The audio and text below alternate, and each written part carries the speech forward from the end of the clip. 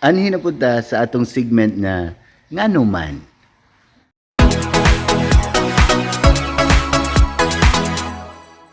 Usa sa mga pangutanan nako sa akong mga parents, labi na magsugod na ang klase sa una, nganong mangiskwela man o nganong gipa-eskwela man nato itong mga anak. Kasagaran sa tubag nga kung makuha gikan sa mga parents, bisan sa mga bata nako, mingon sila aron makat-on. Pero naay laing tubag ana.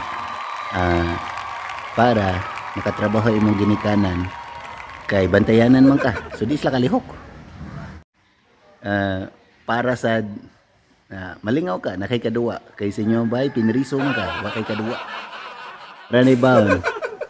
Aron dili mahurot ang mga hugason og kabuak kay ikaw pahugason imong bukon. Dili kayo daghag labunon kay ang uniform dali ra labhan. Aron makabuhat pagmanghod imong mama ug papa.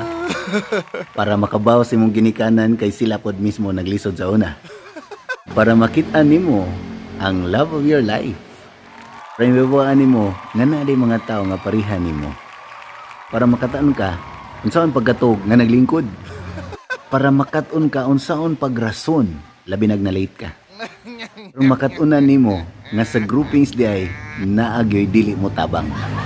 Aron may bawaan nimo nga imong mama moreklamo ka manugo, mas daghang manugo nimo sa eskwelahan. Aron mahimo kang bright nga tao unsaon pagpangayo og snack sa imong classmate. Para nako ang pinaka-nindot nga angay mga katunan kay unsaon pagpangopya. Usa to sa mga rason nga kung nag-gather.